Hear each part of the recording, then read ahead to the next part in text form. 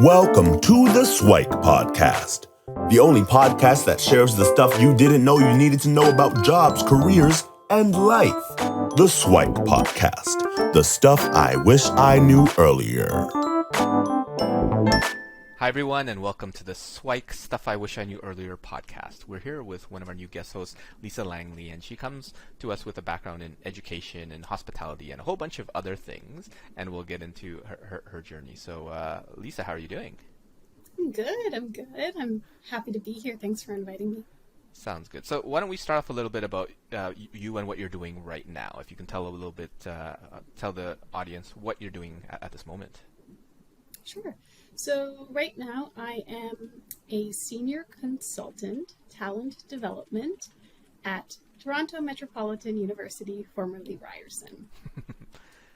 It's a mouthful. But what it is in general is I'm focused on employee development, and I organize a lot of programs for staff to participate in, things like career development programs, leadership development programs, orientation programs for leaders currently. We are also in the second phase of the university committing to a hybrid work environment. And so I'm working on program elements to support staff as they work in this new hybrid world. Not so new now, but continuing to support everyone as we make the transition to this way of working. For sure, we're getting used to it. So it's basically working in the university, but less for the students and more for the people that support all of the students there. So that's amazing. So I'd love to rewind and go back to you as a kid. So what were you like growing up? Was Lisa as a kid? What made Lisa Lisa as she was kind of figuring things out there? So how were you like as a kid? People that know me as a kid would say I was a very good student. I was a very good girl. I listened to my parents. I did what, things were expected of me. I would say people had high expectations of me because I did so well in school. Okay. I liked studying. I liked reading. I learned how to read when I was 2. I think something about school really worked for me. Now that I'm older, I can probably say it was the structure, being in a supportive environment, learning new things. But it really worked. I liked playing. I had an imagination, so I liked to write stories, play outside with my friends all summer long. I was just thinking about that recently. And playing, imaginary games like house or things that would require playing roles. Okay. So it sounds like you're a pretty creative person, writing stories. Did you ever have any published or anything, or winning any competitions, or is it just more for yourself? Yeah, more for myself. Sounds good. So growing up in that, what were some of the influence along the way? So parents, family, because you ultimately got into education, and there was a stint in hospitality and things like that. So what were some of the influences along the way that led you to that route? Were there other teachers, parents, educators, or stuff like that around? Yeah, so very interesting. My family's from Jamaica, and when they were growing up, there were predominantly 2 things that women became: nurse or teacher. So based on my academic achievement, I think many people in the family, including my parents, thought I would become a teacher or go into teaching. And I kind of thought I would do it as well, except when I got into high school. And I observed how some of the students treated teachers. And I thought, wow, I wouldn't want to deal with that as a teacher, having to deal with disrespect or, people who don't want to be there. I really had an issue with, having to navigate on a daily basis behaviors of people who didn't want to be there. And that was a decision point where I realized this might not be for me. That decision was confirmed when my favorite teacher in high school, Mr. Davis. He was a history teacher. Everyone loved Mr. Davis. Okay. I had spoken to him about, what I would want to do after high school. And told him I was thinking about being a teacher, and he said, "No, don't do that."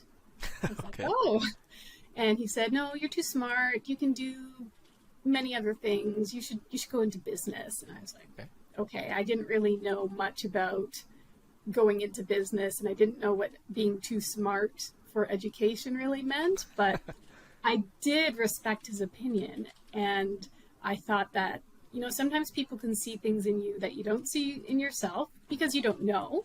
Right. So I did value his opinion, and it validated my thought around, I don't think I want to be a teacher. For sure. And it goes to show the opinion of one person, an influential person, usually a mentor, someone, in this case, Mr. Davis, a teacher, can turn the trajectory of your life, right? So I think that's amazing. So as you were kind of going through that journey, everybody else was thinking that you would be a teacher, but Mr. Davis said otherwise. So what were the conversations like there? Were other folks pretty open to you going into the business world or other things, or how did those conversations go? Yeah, I never had, at that point in my life, I never had anyone discourage me. I wouldn't say that someone said, don't do that. That's not you. I think people trusted my ability to figure out what I wanted to do. But I do have to say that how I ended up in business is kind of random and not the most intentional thing that you would expect. So in high school, my best friend, when we were deciding what we were going to do after high school, she said she was going to do business. And I thought, well, she's smart and I'm smart, so I should probably do business too. So I kind of made that choice based on my best friend's decision. And I remember in an OAC grade 13 math class, someone talking about a business program at the university I ended up going to, Wilfrid Laurier, because either her friend or her sister was doing the program. And I remember hearing her talking about it, and I was like, that sounds kind of interesting. So I kind of took a gamble, and it worked out pretty well. Sounds good. And your best friend, did she ultimately go to the same university too, or is it Not just the same the university? area?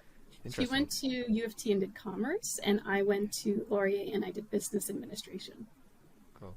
And if you were to kind of reflect back on that decision, were there any other piece of advice that you'd give to young Lisa as she was going through that, or things turned out pretty well?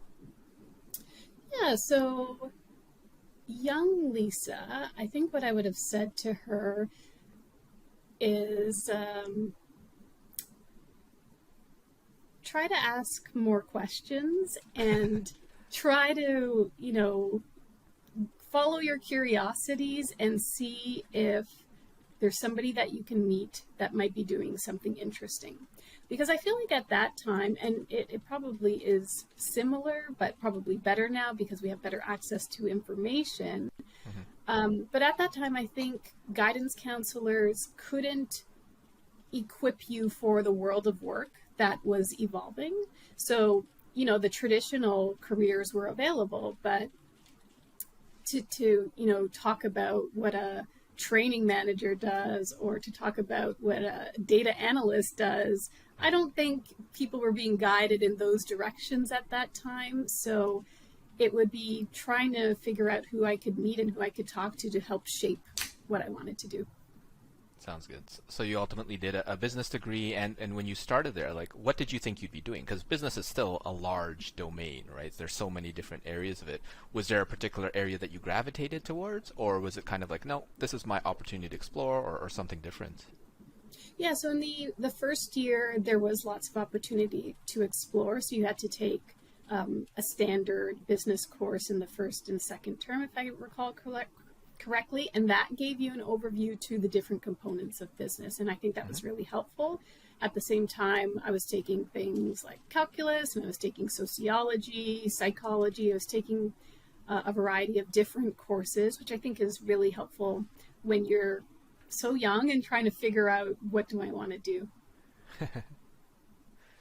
Sounds good. And then it how wasn't did you until second year when we started doing a deeper dive into finance and accounting and marketing,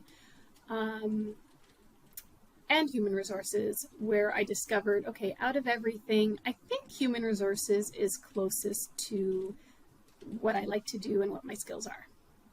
Okay. And talk to us a little bit about that, like identification of, this sounds like it's for me, or this feels like it's for. Is it really just like a feeling that you had, or was there maybe another influential Mr. Davis type of thing that you encountered, or were there other things at play?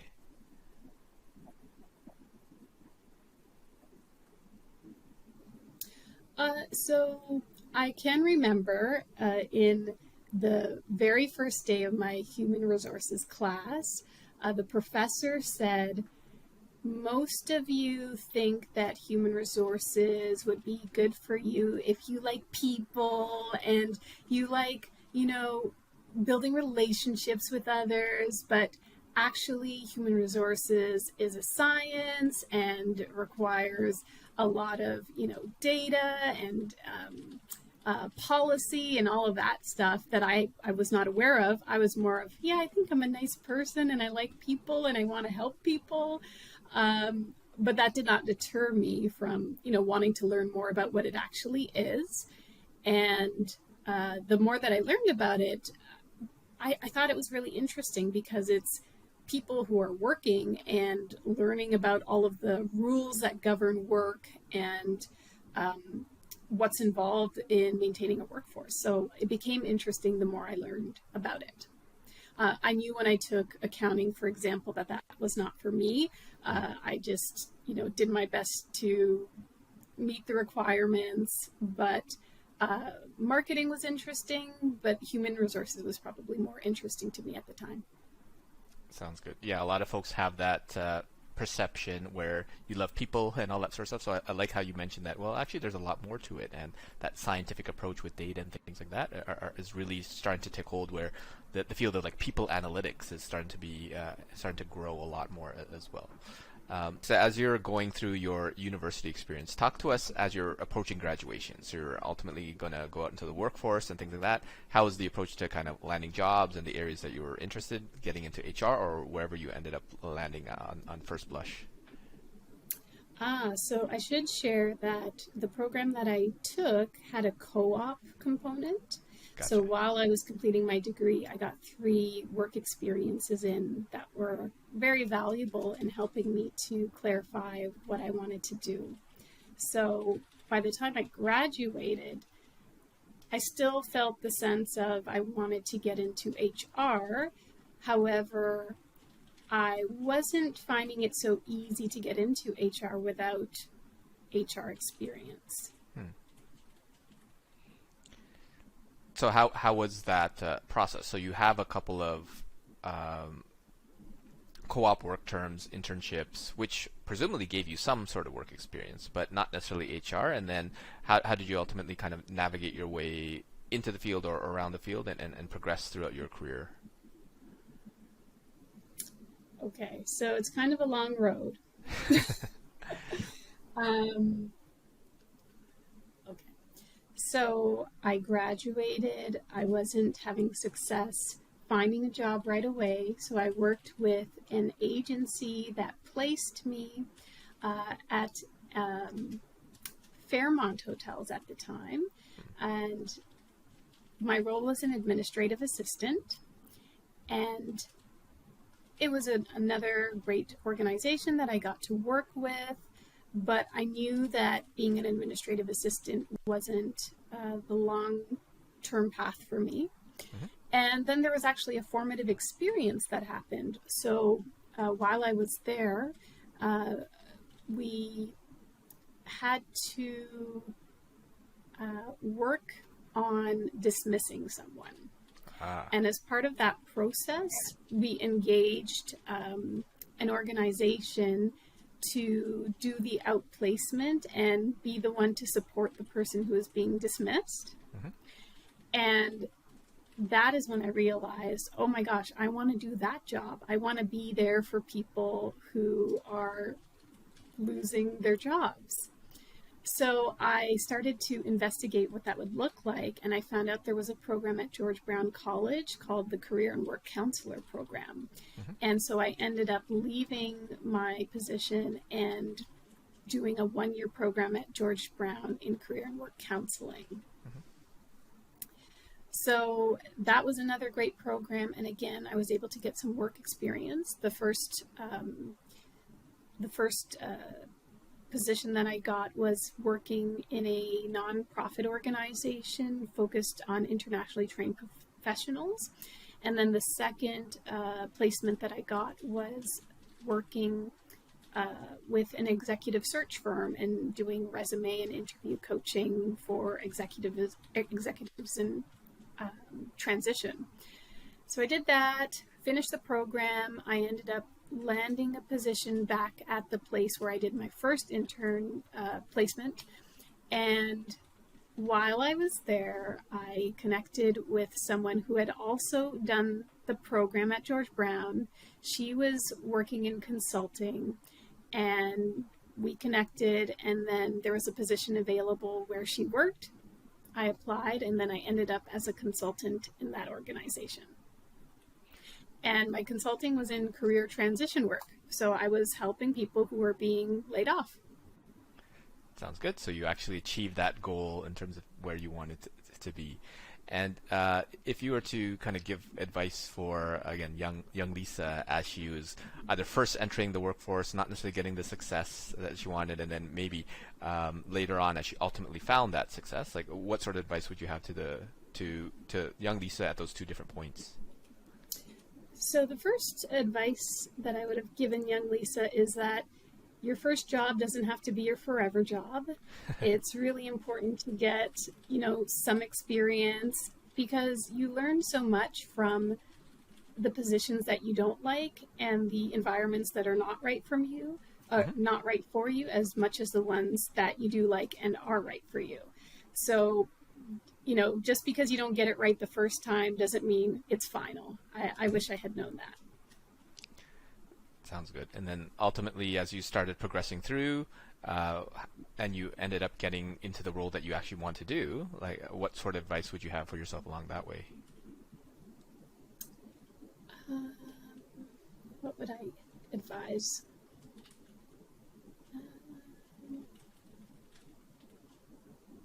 Well, in that first position that I landed doing exactly what I wanted to do, I also had a vision for myself, because I always like knowing what's next. And sometimes, in the days of yore, organizations would tell you what's next. Right. But, as I started my career journey, you had to figure out yourself what was next. And that was, part of my learning my job and learning what was happening in the overall economic environment and seeing what was happening.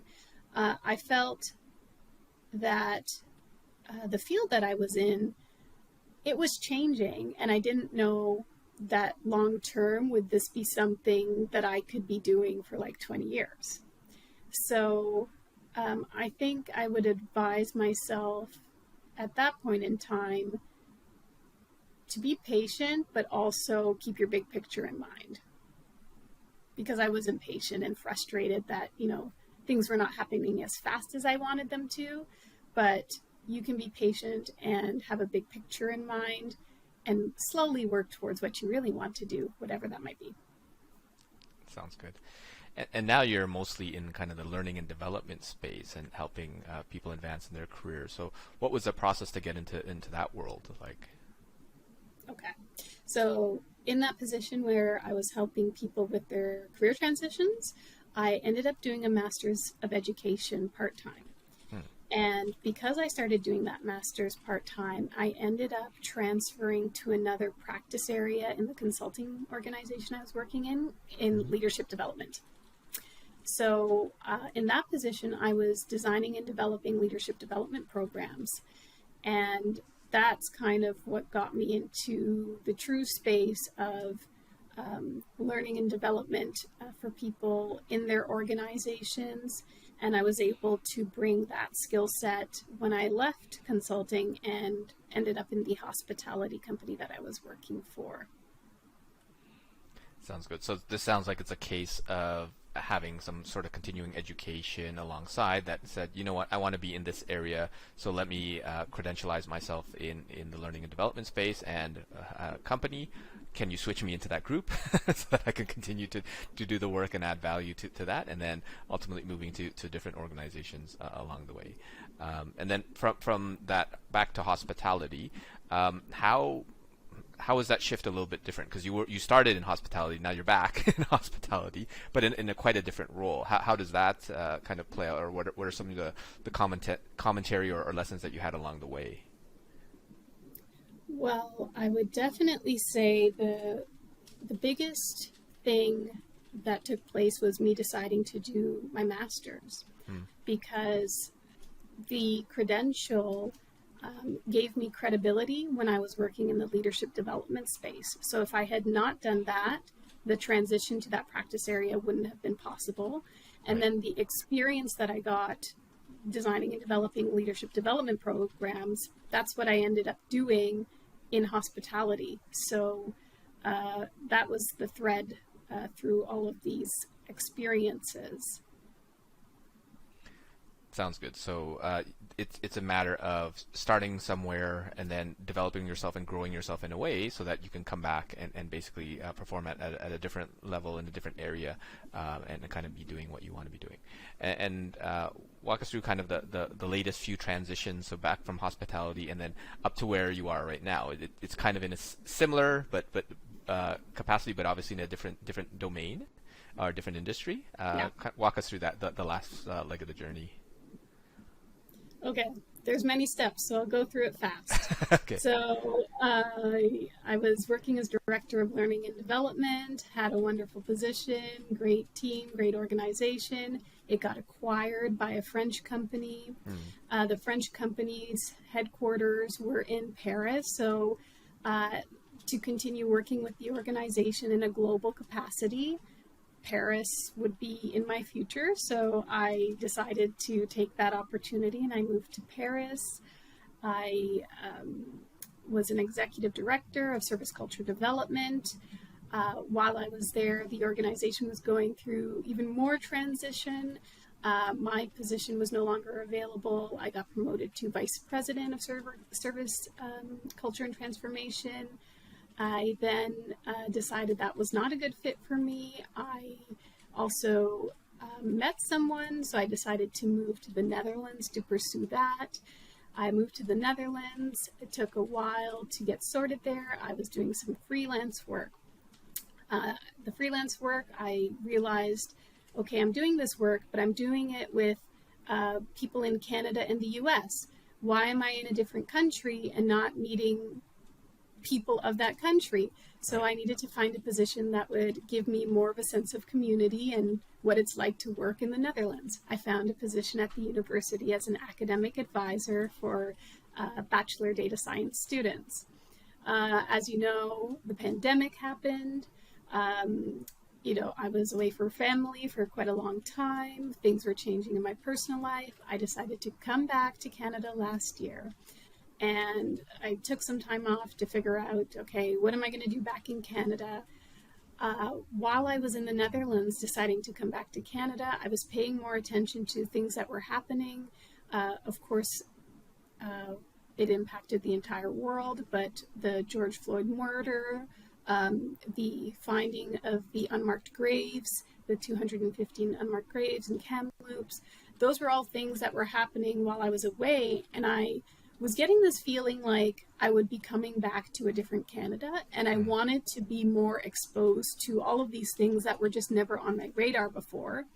I'm home, deciding what I'm wanting to do. I'm reading the paper and I'm seeing all of these changes happening at Ryerson. I was like, wow, this is interesting. They're taking statues down and, they're doing these consultations. So I was just reading about it. And then when I decided to, reach out to my network and let them know I was back, one of the people I reached out to worked at Ryerson at the time. And I told him I was back, I would be looking for contract opportunities. And he let me know that there was an opportunity. And I said, I'm not looking for a job. I just want to, let my network know that I'm back. And he's like, yeah, but I think you should consider this opportunity. And so I did. And so I ended up at Toronto Met. Sounds good. Thanks for that summary. I'm sure there's a lot of deeper dives we can go to, like moving to Paris is definitely not inconsequential. There's probably a lot of stories in there, and then Netherlands as well, then coming back.